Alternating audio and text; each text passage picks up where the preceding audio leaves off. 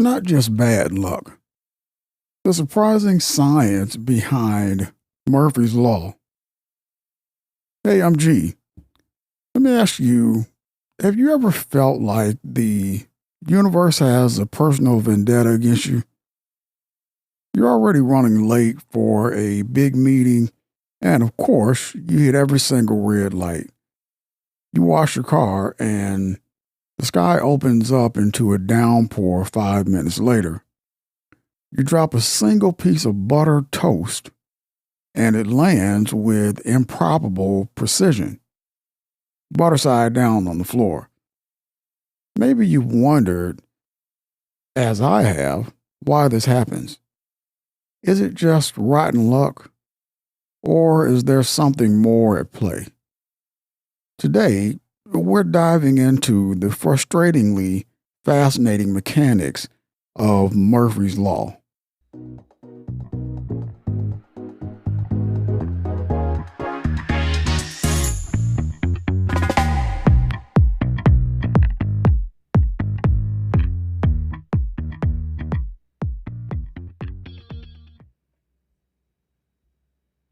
Welcome to the Stuff You Should Think About, where I tackle everyday questions about the phenomena and objects around you in quick, bite-sized episodes. I do the digging so you don't have to, and I bring the answers back in a way you can listen to on your break, on your way to work, or whenever you've got a little free time.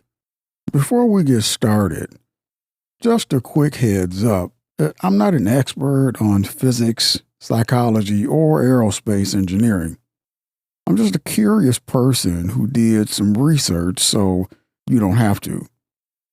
My goal isn't to tell you what to think or what to do. It's to explain how the system works from a big picture perspective, to pull back the curtain on why our world feels the way it does sometimes. The journey to understanding Murphy's Law isn't a single event. It's a process with several key steps that blend physics, psychology, and plain old perception. Let's break down how a simple annoyance transforms into a proof of the universe's cruelty. It all begins with context. You don't care if the toast lands butter side down if you're not hungry. You don't notice a string of green lights when you have nowhere to be. The first step in a classic Murphy's Law event is that you are in a situation where something's going wrong, is particularly inconvenient, costly, and embarrassing. This is the readiness phase. Your brain is on high alert for potential problems because the stakes are high. You're already stressed out being late, so you're primed to interpret every obstacle as a personal attack.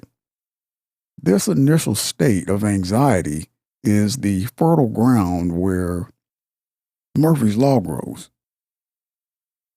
The trigger event, that's step 2.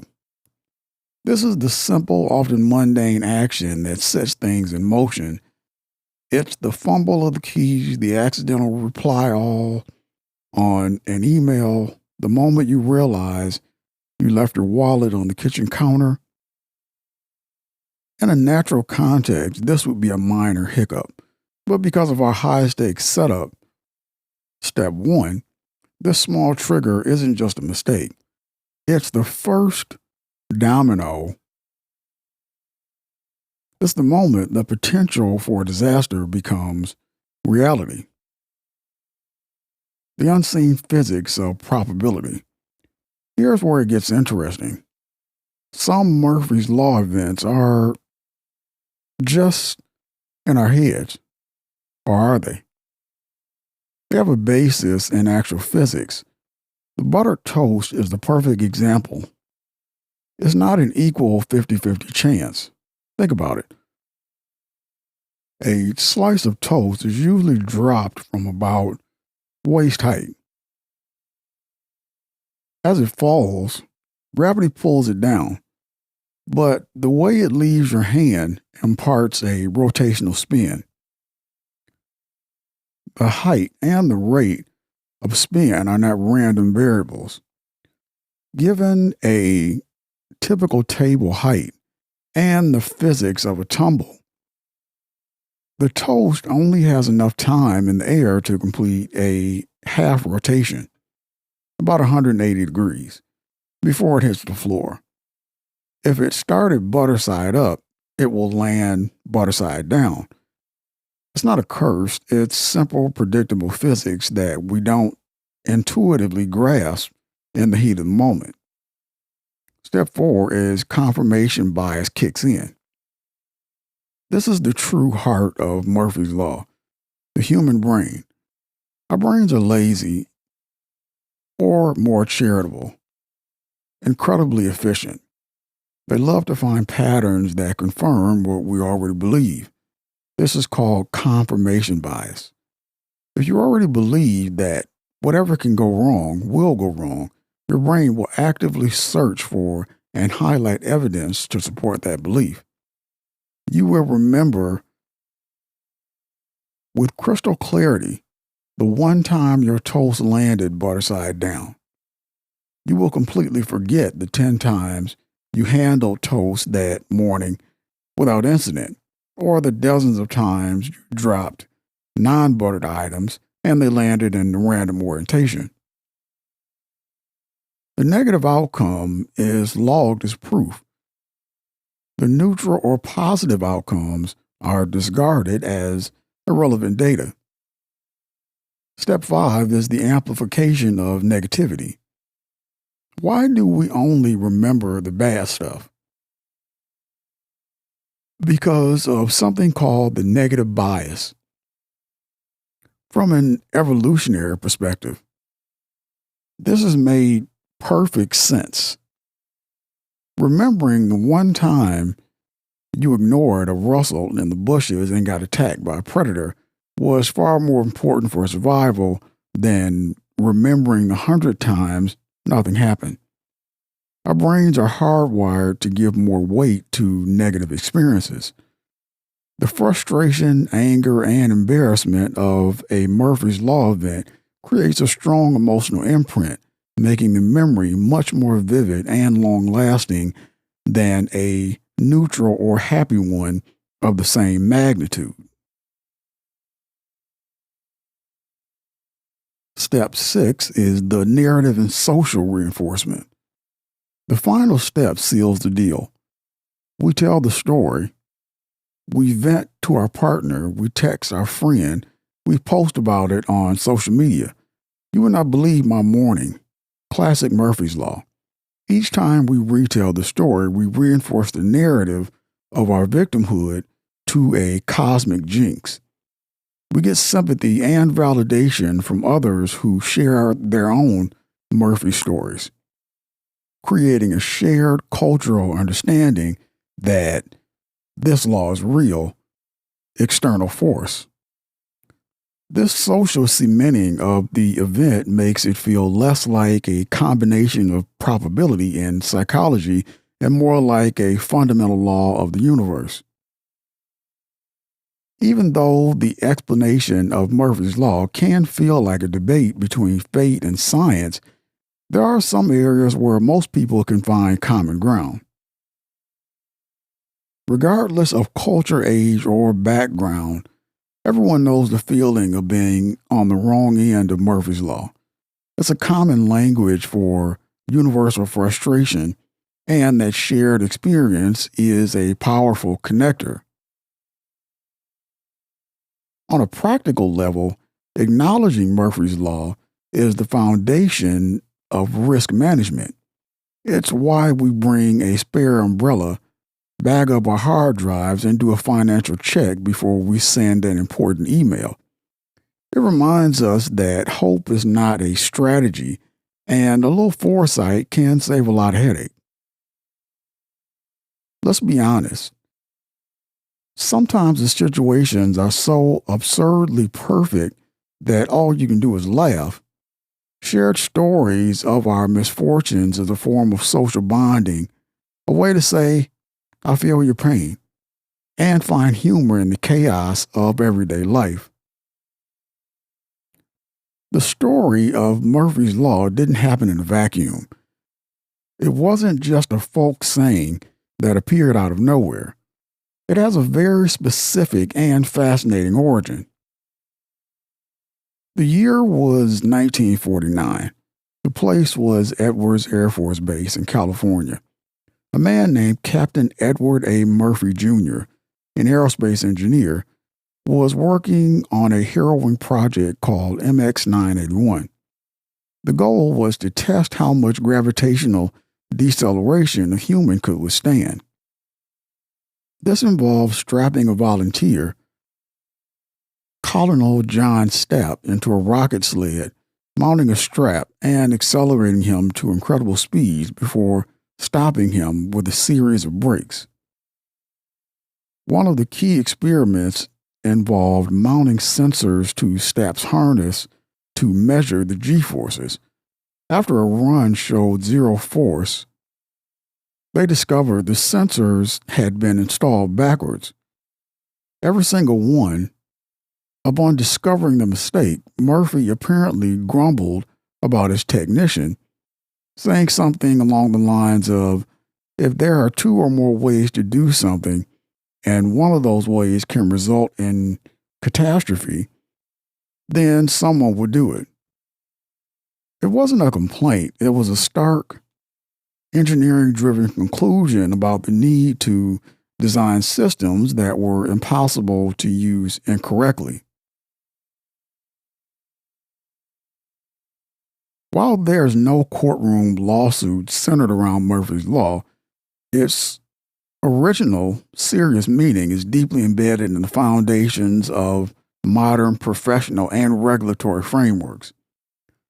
Think about the FAA's regulations for aircraft design, the FDA's rigorous multi-phase testing for new drugs, or the quality assurance protocols in software development. These are all built on the engineering principle of Murphy's Law. You must assume that anything that can go wrong will go wrong eventually. Therefore, you must build in redundancies, safety checks, and foolproof designs to prevent that single point of failure from causing a catastrophe. It's the legal and professional background of everything from seat belts to parachute packing. Now, I want to be transparent about my own bias. I tend to be an optimist who believes in the power of systems and planning. So when I look at Murphy's Law, I don't see a cosmic curse. I see a fascinating puzzle of psychology and probability. I instinctively look for the why behind the what, and for a system that could have prevented it. My blind spot, I'll admit, is that I can sometimes underplay the role of pure, chaotic, rotten luck. In my search for a logical explanation, I might forget that sometimes you just fumble toast. There isn't always a grand theory. Sometimes it's just a human error. That's my lens. To put things into perspective, let's look at a historical parallel. The story of gremlins during World War II. During the early years of the war, Allied pilots began experiencing mysterious and often fatal mechanical failures with their advanced high-performance aircraft. Engines would cut off for no reason, instruments would fail, and controls would seize up under the stress of combat.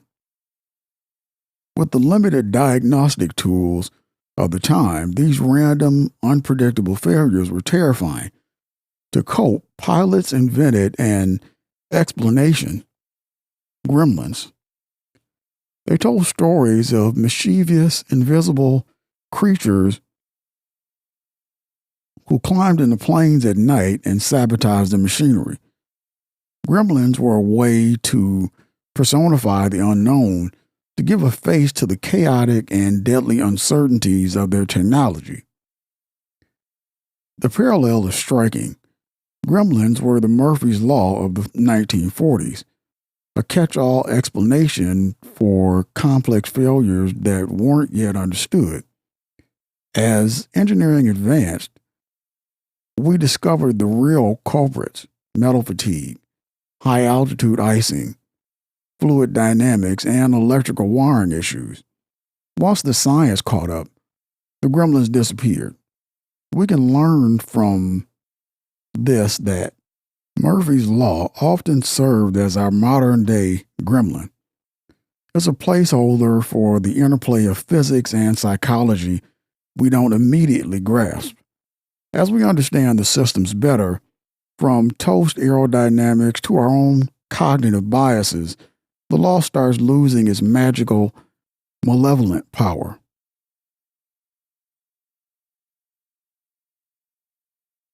There are multiple solutions for one goal. There's no single path forward for dealing with Murphy's Law, but there are a few different approaches that people take to manage frustration. The goal is to reclaim a sense of control.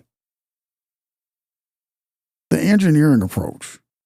This is the purest expression of Captain Murphy's original intent. The goal is to control the variables and design systems that are robust against failure. In your life, this means using checklists before you travel, creating backups for your computer files, double-checking important emails before you hit send, and yes, maybe even using a plate with a higher lip to prevent toast from tumbling off in the first place. It's about being proactive and eliminating the possibility of error. The psychological approach. This path focuses on reframing your mindset. Since we can't control everything, the goal here is to control our reaction to what happens. This involves actively combating confirmation bias by making a mental note of things that go right. It means practicing mindfulness to observe a frustrating event without immediately attaching a catastrophic story to it. Like, I hit a red light versus the universe hates me and wants me to be late. It's about training your brain to see the data more clearly. The Stoic approach. This is perhaps the oldest solution. Radical acceptance. Stoic philosophers like Seneca and Marcus Aurelius argued that we should focus only on what is within our control and accept everything else with equanimity. The toast failed. Accepted. The meeting will start a minute later than you hope. The world will not end. This approach builds resilience by detaching our inner peace from external events. The mantra is not to prevent bad things, but to be unshaken by them when they inevitably occur. These aren't mutually exclusive, and the final answer for most of us will probably be a mix of several. You can bag up your computer, take a deep breath when you hit a red light, and accept that some days are just going to be messy. And these are all engineering, psychological, and stoic solutions. So, what should you think about when it comes to Murphy's Law? It's not a supernatural force or a prophecy of doom. It's a complex, multi-stage human experience involving the physics of probability, like the spinning toast, the wiring of our brains, confirmation and negativity bias, and the high-stakes situations that make us notice it all in the first place. The story of its origin reminds us that it started as a serious engineering principle, not a joke. There's no magic bullet that makes bad things disappear, but there are lots of tools in the toolbox: planning, reframing, and acceptance to help us deal with them. That's it for this episode of The Stuff You Should Think About. Thanks for listening. If you found this helpful, Hit that subscribe button so you don't miss future episodes. Leave a comment with your thoughts or a topic you'd like to hear about next time. Have you had a classic Murphy's Law moment recently? I'd love to hear it. Until then, stay curious. This podcast is for informational purposes only. Statements are based on current understanding and public information.